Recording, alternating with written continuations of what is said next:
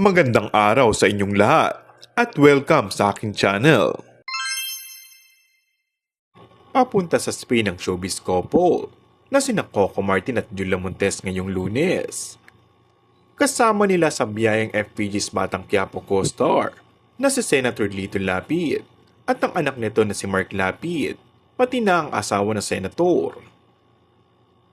Ibinahagi ng businesswoman at social media influencer na si Pinky Tobiano ang mga larawan nila Coco, Julia Montes, Mark Lapid at Senator Lapid nang magkita-kita sila sa Emirates Lounge ng Ninoy Aquino International Airport.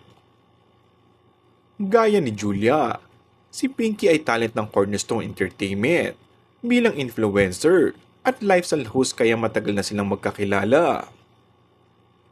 Kwento ni Pinky, Julia and Coco are sobrang mabait. I was so impressed with Coco. He is a brilliant marketing person, a genius, and they are authentic. Love ko ang couple na to. Si Julia ay super mabait talaga, ever since. We are both Cornerstone Entertainment talents, and 100 lang kami, si Mac Merla. Ang Spain trip ang huling biyahe ni Julia sa ibang bansa dahil malapit nang magsimula ang taping ng bagong drama series na kanyang pagbibidahan. Huling napanood si Julia sa Pula, ang pelikulang pinangunahan nila ni Coco Martin na ipinalabas sa Netflix simula noong Mayo 3, at sa 5 Breakups in a Romance, ang blockbuster movie na pinagbidahan nila ni Alden Richards na napanood sa mga sinihan noong Oktubre.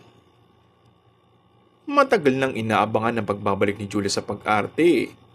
Dalang FPJs ang probinsyano na nagbukas noong Agosto 12 ang kanyang huling partisipasyon sa isang TV series. And that's all for our today's video. Kung bago ka lang sa aking channel ay mag-subscribe at pindutin na rin ang notification bell. Maraming salamat!